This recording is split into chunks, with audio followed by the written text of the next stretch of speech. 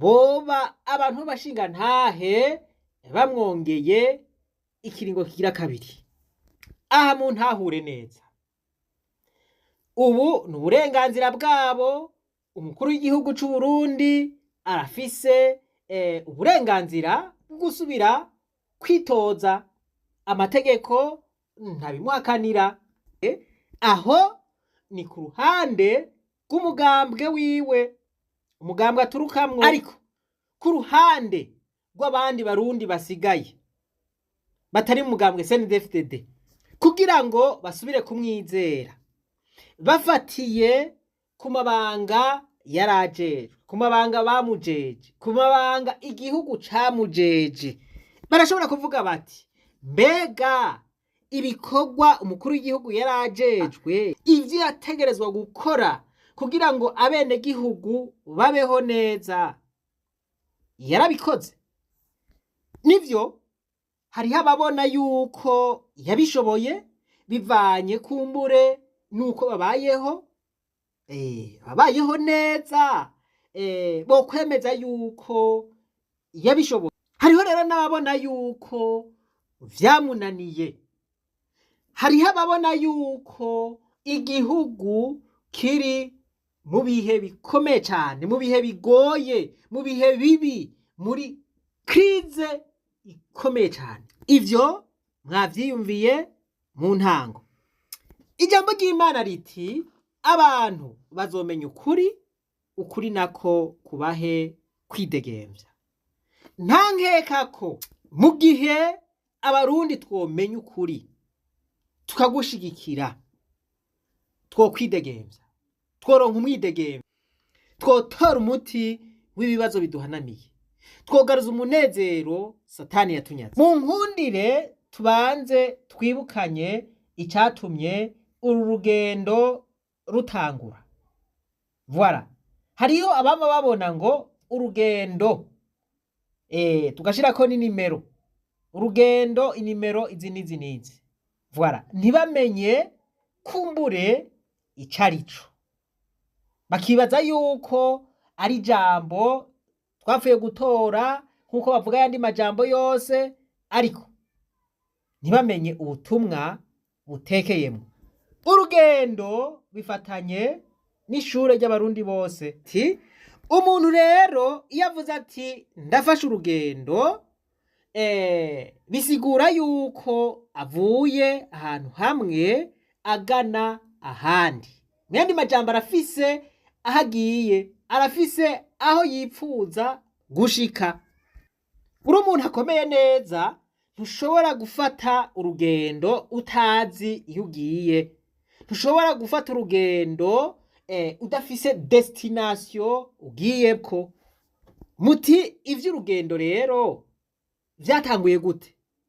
Hagati y'umwaka w'ibihumbi 2016 n'umwaka w'ibihumbi 2017, naragiye ahantu ndaba ubuzima turimwo twebwe abarundi, ndaba nubwo abandi babayemwo. Voilà, ndavuga nti kuki tutoshobora kubaho nk'uko abandi babayeho? None tweho tuzokwamira mu mibabaro, tuzokwamira mu bukene, tuzokwamira mu marira, tuzokwamira mu kwicana, mu kunyuruzanya, mu gusesa amaraso, mu kutababariranira, mu kudasubiza hamwe, gushika ryari? Ndavuga nti kubera ko abandi babayeho neza, none twebwe nitwe twariye ubumera bw'Imana? Ntangura kugira ubushakashatsi, recherche, kugira ngo ndabe ibihugu abantu babayeho banezerewe. Ariko kandi sinaraba ico gusa, ndaraba n'ukuntu bashitse kuri uwo munezero, ndaraba ivyo baciyemwo kugira ngo bashike ku munezero babayemwo. Igihugu ca mbere natanguye kwigako cari igihugu ca Finland. Ndaba ubuzima abanyagihugu babayemwo, ndaba icegeranyo ONU yagize.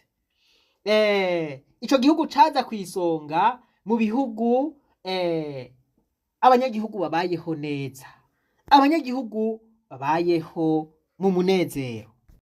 Muti none uwo munezero utuma abanyafinlande babayeho neza ufatiye kuki? Uwo munezero nasanze ufatiye ku bintu bitandatu bikuru bikuru. Icya mbere nico bita free high quality education for everyone.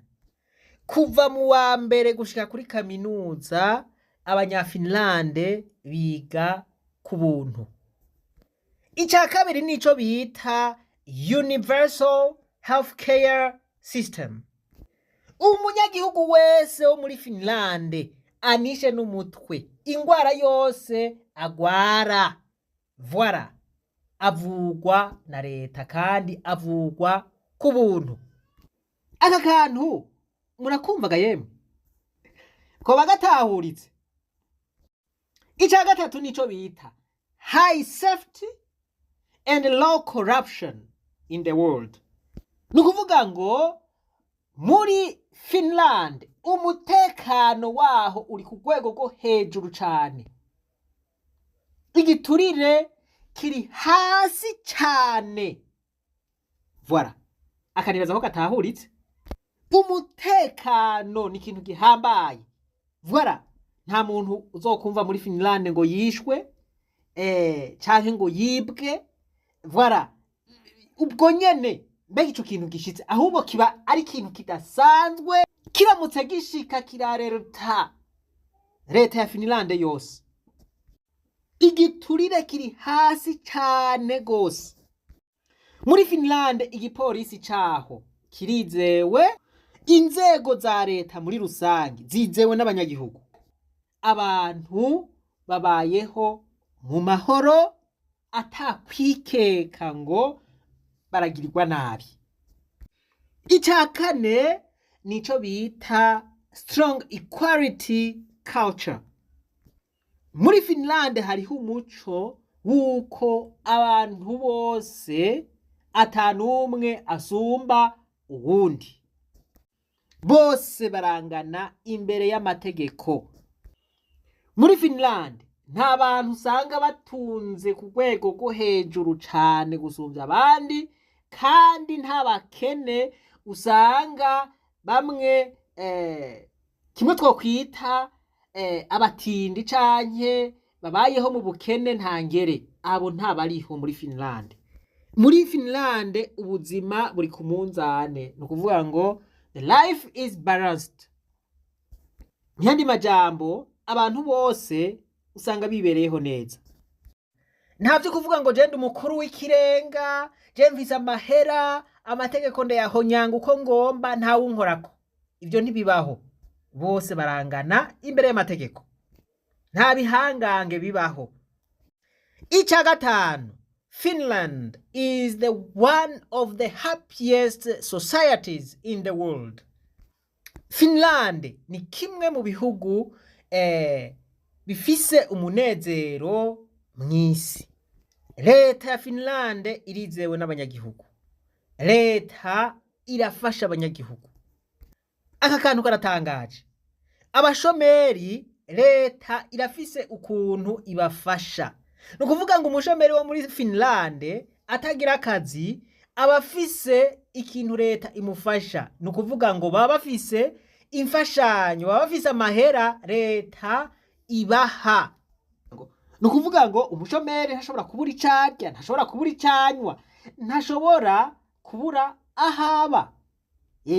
Abafise ico bita social support. Aka kantu rero karakomeye cyane gose. Abakenyezi bibaruka, abavyeyi bavyarira muri Finlande, leta ya Finlande ibafata en charge. No kuvuga ngo umugore agiye muri maternité kwibaruka, hari ico bita social security system. Leta imuha ico bita baby box. Muri iyo box canke muri ico gipukuru canke muri iyo sandugu haba harimwo ibintu vyankenerwa vyose umwana ashobora gukenera.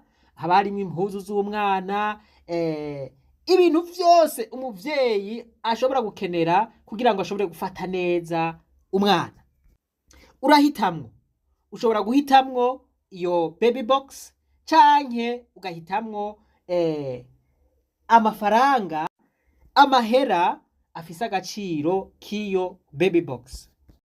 Umuvyeyi yibarutse acaja mwikonji kandi aba ariko araronka ubufasha bwa leta. Leta niyo icimufata mu mugongo.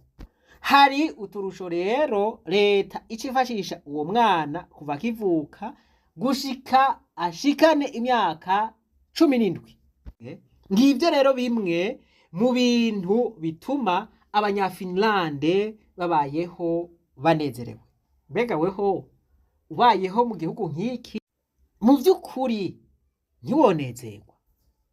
Muri iyo recherche rero nagize nifashishije umwihwezo umwigisha wa kaminuza yo muri Colombia, umwigisha yitwa Jeffrey Sachs.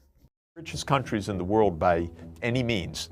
The idea is a good balance of life. You don't have to get super rich to be happy, they believe. In fact, if someone's super rich, they look, what's wrong with that person? So they're not societies that are aiming for all of the effort and time to becoming gazillionaires. They're looking for a good balance of life, and the results are extremely positive. Professor Jeffrey Sachs aravuga ati mw'ico gihugu nta muntu atunga gose ku rwego rwo hejuru. Iyo bakubonye utunze ufise ibintu vyinshi cane baravuga bati none uwo wewe ivyo nibiki? Bari ku munzane. Voilà. Nta muntu atunga cane kandi nta muntu akena cane. Mwibuke rya sengesho rya Dawidi yavuze ati Mana ntumpe ivyinshi kandi ntumpe bike, umpe ibinkwiye. Rero aba Finnish people canke abanyafinlande uku niko bibereyeho. Mwibuke ko muri Afrika canke mu bindi bice usanga hariho akagwi k'abantu batunze cane gusumvya abandi, bafise amamiliyaridi n'amamiliyaridi, abandi benshi nabo baragowe baritunye bugatondera. Ivyo rero muri Finlande ntibibayo. Abantu bibereyeho umunezero. Ariko rero umwigisha aravuga ati umunezero ntushoboka mu gihugu gifise abarongozi bamunzwe n'ibiturire, abarongozi bamunzwe n'akarenganyo. Much less feeling of injustice, inequality, crime. People get the education they need, they can have a job, they can work, they don't have to struggle in life as much. There isn't super wealth, and there's absolutely no super poverty. Everybody participates.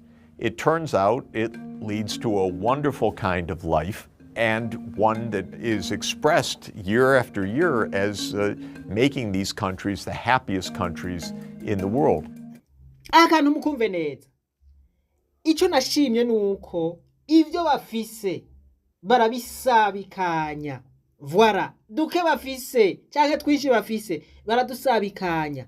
Kandi sibo bafise ubutunzi bwinshi kwisi. Oya, ariko ivyo bafise barabisabikanya. Nta bantu bikoraniriza ko ibintu vyofashije abandi. Ivyo ntibibaho. Voilà. Iki n'umucumvi. Ndazi ko hariho abo hava bavuga ngo none ngo hari ahantu hataba abashomeri. Hose abashomeri barabaho.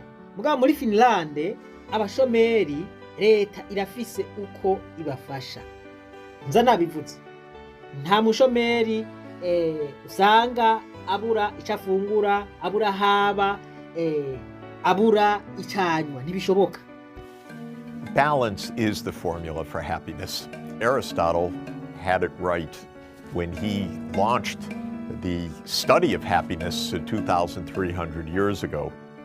Ati icigwa c'umunezero mu banyagihugu muri rusangi cagizwe na n'umwigisha Aristote canke umufilozofe Aristote yagikoze mu myaka 2300 imbere ya Yesu.